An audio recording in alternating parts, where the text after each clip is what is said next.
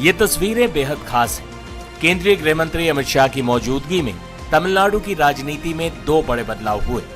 BJP और उसके पुराने सहयोगी अन्ना द्रमुक AIADMK में गठबंधन की अटकलों पर विराम लग गया है और इसकी औपचारिक घोषणा कर दी गई। इससे पहले शुक्रवार को केंद्रीय गृह मंत्री अमित शाह जब एक दिवसीय दौरे पर तमिलनाडु पहुंचे थे, तभी ये साफ हो गया था कि कोई बड़ी घोषणा होने वाली है।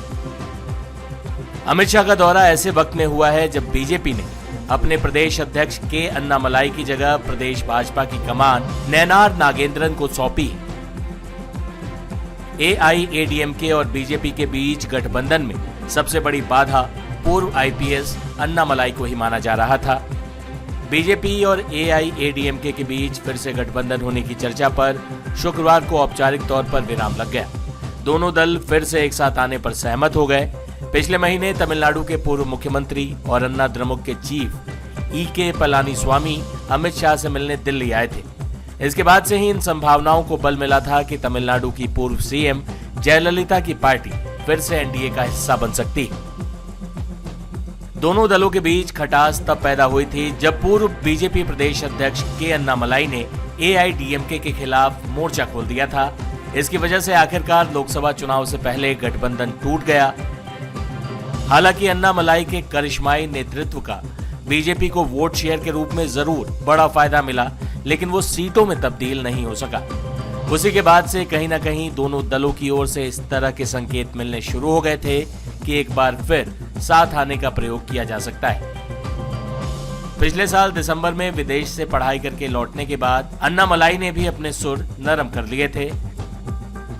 जहां तक भाजपा के नए प्रदेश अध्यक्ष की बात है, तो हाल ही में अन्नामलाई खुद ही कह चुके थे कि उनकी प्रदेश अध्यक्ष के चुनाव में दिलचस्पी नहीं है और वो एक सामान्य कार्यकर्ता की तरह कार्य करना चाहते हैं। अन्नामलाई की जगह प्रदेश में नैनार नागेंद्रन को बीजेपी के नए अध्यक्ष के रूप में चुना गया है, क्योंकि इसके लिए उन्होंने ही एकमात्र नामांकन डाला था।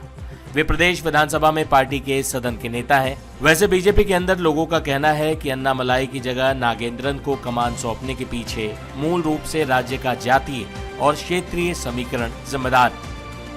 नागेंद्रन तिरुनेलवेली के एक प्रमुख थेवर नेता हैं और सूत्रों का कहना है कि वे केंद्रीय नेतृत्व को भी पसंद हैं। तमिलनाडु की राजनीति में इन दोनों बदलावों से साफ हो गया कि अमित शाह की चेन्नई में मौजूदगी के क्या मायने थे। सुनिए इस मौके पर गृह मंत्री अमित शाह ने क्या कहा।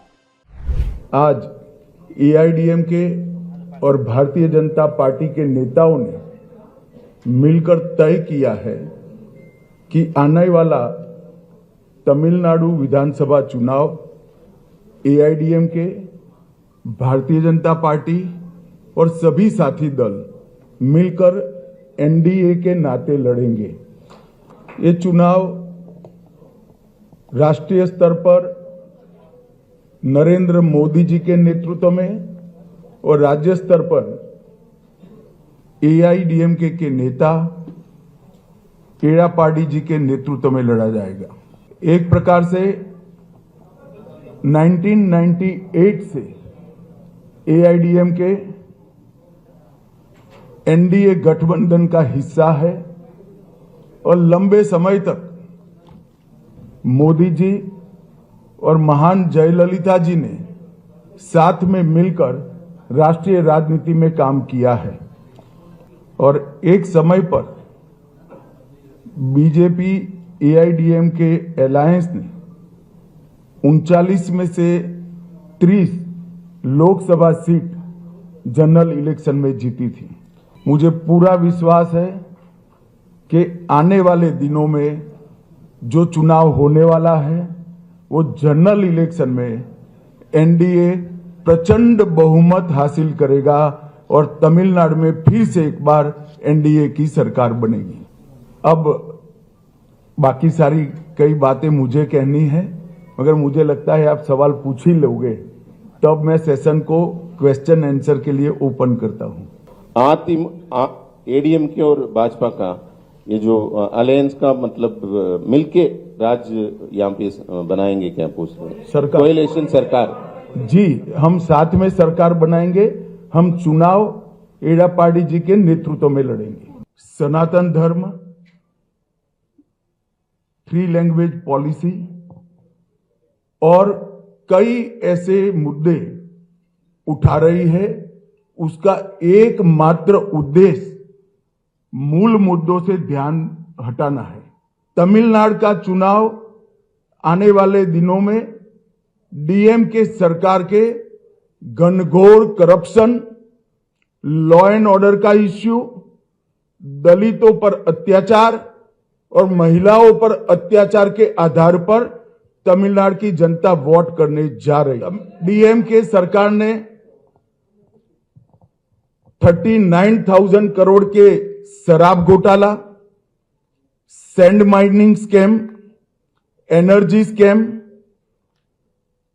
ईएल कोर्ट स्कैम, ट्रांसपोर्ट का scam, money laundering scam, nutrition kit scam, free dhoti scam, cash for job, red sand smuggling और मनरेगा स्कैम। इसके अलावा भी बहुत सारे स्कैम का जवाब पहले तमिलनाडु की जनता को देना चाहिए। तमिलनाडु की जनता स्टालिन और उदयनिधि से एक करप्शन का जवाब मांगती है। आज एआईडीएमके और भारतीय जनता पार्टी के नेताओं ने मिलकर तय किया है कि आने वाला तमिलनाडु विधानसभा चुनाव एआईडीएमके, भारतीय जनता पार्टी और सभी साथी दल मिलकर एनडीए के नाते लड़ेंगे। ये चुनाव राष्ट्रीय स्तर पर नरेंद्र मोदी जी के नेतृत्व में और राज्य स्तर पर एआईडीएमके के नेता एड़ापाडी जी के नेतृत्व में लड़ा जाएगा। एक प्रकार से 1998 से एआईडीएमके एनडीए गठबंधन का हिस्सा है और लंबे समय तक मोदी जी और महान जयललिता जी ने साथ में मिलकर राष्ट्रीय राजनीति में काम किया है। 2021 के तमिलनाडु विधानसभा चुनाव में बीजेपी और एआईडीएमके गठबंधन का कुल वोट शेयर 36% के बराबर था, जबकि विरोधी डीएमके का वोट शेयर 37.7% था। जबकि 2024 के लोकसभा चुनावों में बीजेपी ने अकेले लड़कर 11.38% वोट शेयर हासिल कर लिया था। हालांकि उसे एक भी सीट नहीं मिली थी।